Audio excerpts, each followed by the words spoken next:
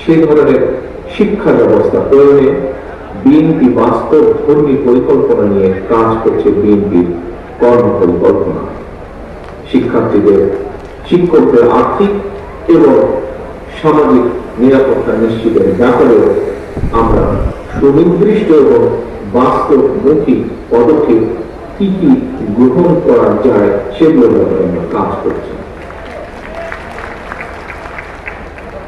সম্মানিত প্রিয় উপস্থিতিবৃন্দ, দেশের শিক্ষক সমাজের বিশেষ করে স্কুল, মাদ্রাসার প্রাথমিক এবং মাধ্যমিক ও উচ্চ মাধ্যমিক পর্যায়ে শিক্ষকদের আর্থিক নিরাপত্তার নিশ্চয়তা এবং সামাজিক সম্মান সমন্বিত করে শিক্ষকতা পেশাকে সুযোগ এবং সম্মানের দিক থেকে প্রতিযোগিতামূলক করে গড়ে তোলার প্রয়োজন আছে।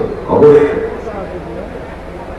আমার মনে হয় আপনাদের কিছুদিন আগে একটি অনুষ্ঠানে আমি সুযোগ হয়েছিল আমার কথা বলার। সেই অনুষ্ঠানে আমি আগেও বলেছি, সেই সময়ও বলেছিলাম, শিক্ষকতা পেশা কখনোই উপায়হীন বিকল্প কিংবা একটি সাধারণ চাকরির মতন হতে পারে না। বরং শিক্ষা দীক্ষায় সবচেয়ে মেধাবী মানুষটি যাতে কর্মজীবনের প্রথম অগ্রাধিকার হিসাবে শিক্ষকতা পেশাকে বেছে নিতে পারেন বা নিতে আগ্রহী হয়ে ওঠে। বিএনপির শিক্ষক নিয়োগ এবং শিক্ষা ব্যবস্থাকে সেভাবে ঘিরে সাজানোর পরিকল্পনা আমরা করছি এবং সে নিয়েও আমরা কাজ করছি।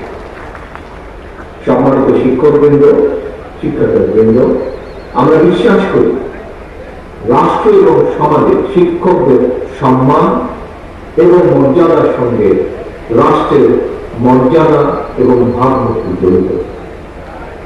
দুর্নীতিবাজরা বিত্তবান হলে রাষ্ট্রের সমাজের ভাবমূর্তি কমে, কিন্তু সমাজে শিক্ষকদের মর্যাদা অক্ষুণ্ণ থাকলে সমাজের ভাবমূর্তি বৃদ্ধি পায়।